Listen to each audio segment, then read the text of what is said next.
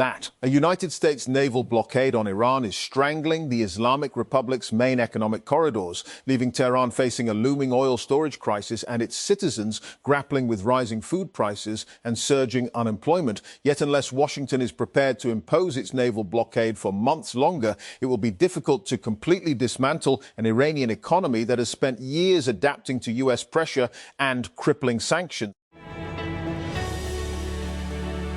And here comes another one. From his guard booth, Benito Hernandez enthusiastically waved another car into the overnight car park. But the latest vehicle, like the others before it, drove straight past. And Washington, D.C., Donald Trump, whose political career has been built in part on deriding the United States press, is set to attend his first White House Correspondents' Dinner as president. Saturday's event continues a decades-long tradition dating back to 1921. Still, the black tie gala held in Washington, D.C. remains a divisive event. And Snabbit, an Indian instant house help startup, is close to raising fresh funding at a valuation of around $400 million in a round, led by Susquehanna Venture Capital, TechCrunch has learned. And the Bengaluru-based startup is in talks to raise around $50 million in the round, according to 3 people with knowledge of the deal. One of the people added that the round could be around $55 million or higher, and as strong investor demand may prompt the company to raise more than initially planned. And as Apple races to stay competitive in AI while navigating tariffs and supply chain uncertainty, the company's future is about to shift under new leadership. On Monday, Apple announced that John Ternus will take over as CEO later this year, succeeding Tim Cook. And you open your phone to check the time or a quick message. The next thing you know, an hour has passed and you have scrolled through endless celebrity drama, cat videos, awful news stories, influencer rants, and whatever else the algorithm decided to throw at you. Even though you probably don't want to keep wasting your time and energy on this mind-numbing content, you do it again the next day. And every major tech conference has themes. Most are vague enough to mean everything and nothing at the same time. SUSE High-Tech Tokyo 2026 is doing something different. 4 tightly defined technology domains, and each backed by live demonstrations, dedicated exhibit floors, and sessions featuring the people actually building and funding these technologies globally. And TechCrunch is partnering with SUSE High-Tech Tokyo 2026 as an official media partner, and then our startup Battlefield team will be on the ground selecting one standout semi-finalist from the SUSE High-Tech Challenge to advance to the TechCrunch Disrupt Startup Battlefield 200, one of the most prestigious launch pads in tech. And here's what's on the floor. Researchers in Saudi Arabia have developed a cooling system that works without electricity by using salt and solar energy. The technology was created by a team at King Abdullah University of Science and Technology, QUAST, and is designed to reduce dependence on conventional air conditioning systems. And the Foreign Office FO said on Saturday that Pakistan had successfully launched an indigenous satellite electro-optical from China's Taiwan Satellite Launch Center, terming it a significant milestone. And the Pakistan Space and Upper Atmosphere Research Commission, SUPARCO, has successfully launched its indigenous electro-optical satellite, EO3, from the Taiwan Satellite Launch Center, and marking another significant milestone in the nation's space capabilities, it said in a statement posted on the social media platform X.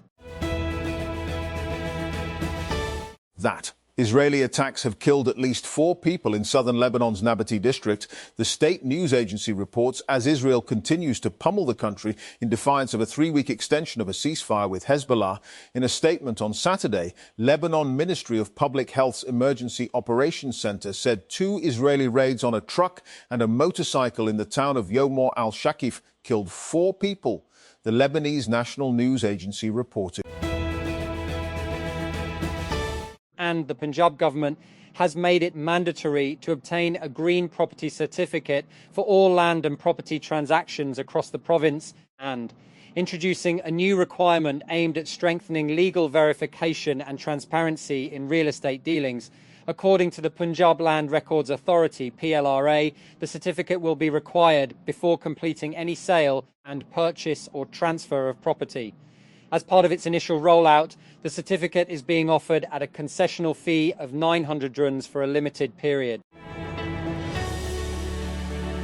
And Lake Saif al-Muluk in the Kaghan Valley is set to reopen to visitors as the Kaghan Development Authority, KDA, has started clearing heavy snow and glaciers from the access road after a 6-month winter closure.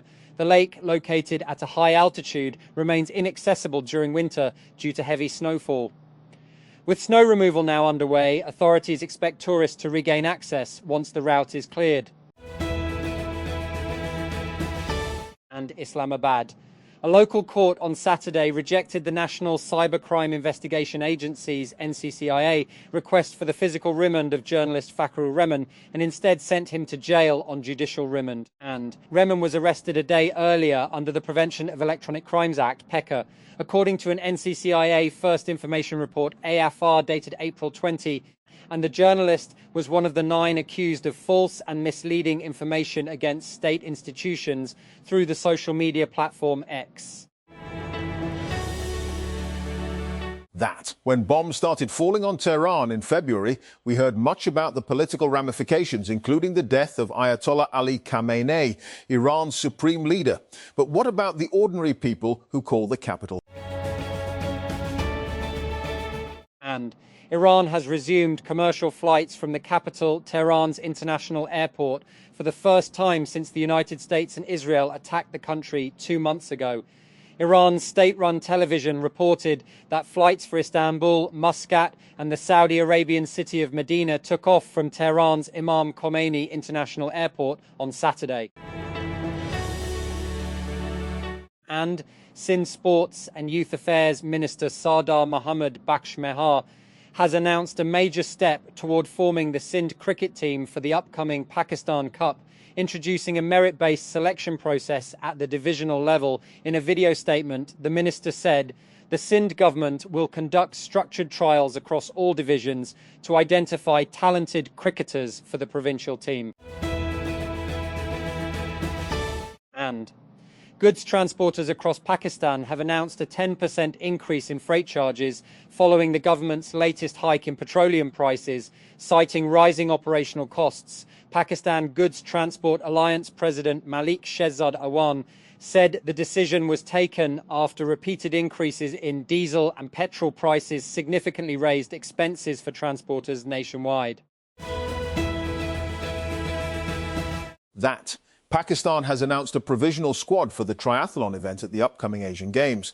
As the country begins preparations for the continental competition, the initial squad, selected after early trials, includes Shahrez Khan, Hamza Asif, Sana Arif and Ayesha Waqas. Officials confirmed that this is only a preliminary list, with further trials expected to expand the pool before the final team is announced.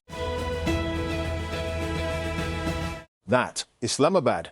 The path for the launch of 5G in Gilgit-Baltistan, GB, has been cleared as policy directives for trials have been approved, with 4 telecommunication operations expected to begin testing soon. The GB Council, chaired by Prime Minister Shehbaz Sharif, has approved the summary to launch 5G test trials in the region. The approval is expected to be received by the telecom sector regulator in the coming.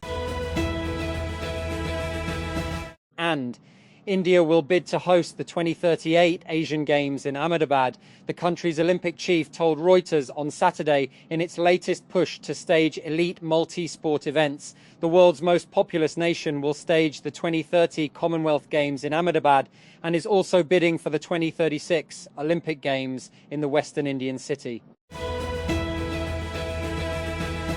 And Google plans to invest up to $40 billion in Anthropic while supporting the AI company's growing computing needs, according to a Bloomberg report. The report said Alphabet's Google unit is prepared to invest $10 billion immediately at a $350 billion valuation for Anthropic. And X has officially launched XChat, its standalone messaging app, to the public on Friday. The app is initially available on iOS devices and allows users to connect with their X contacts for messaging, file sharing, audio and video calls, and group chats. And England Test captain Ben Stokes has drawn attention for a noticeable change in his appearance following recent facial surgery after featuring in a new media video ahead of the international summer on home soil. The video, and posted on Toyota UK's official Instagram account in collaboration with England Cricket, showed Ben Stokes looking considerably slimmer, an appearance that had not been seen previously. And the clip was released to showcase England's new Castor kits across all three formats. And the City Traffic Police has decided to take stricter action against repeat traffic violators as part of efforts to improve road discipline and ease congestion. According to officials, motorcycles of individuals who repeatedly violate traffic rules will be impounded starting Monday. The move is aimed at ensuring compliance with traffic laws and discouraging habitual violations. And Punjab Traffic Police has launched a public awareness campaign urging motorcyclists to install and use indicators, highlighting both safety concerns and financial penalties for violations. And the campaign emphasises that riding a motorcycle without functional indicators can result in a fine of £2,000, while installing indicators costs around Rs 400. According to the awareness material, and lack of indicators increases the risk of accidents and poses a danger to both riders and other road users. And Islamabad. 4 members of a family, including a woman and a teenager, were gunned down in the capital's suburbs, a police official said on Saturday. According to the police official, the incident occurred in a house located in the Jangi-Sidon area, adjacent to sectors I-15 and I-18 of Islamabad. That Palestinians are voting in local elections on Saturday, including the first poll of any kind to be held in Gaza since 2006. Elections are taking place across the occupied West Bank, as well as in Deir al-Balah in central Gaza, where Hamas operates.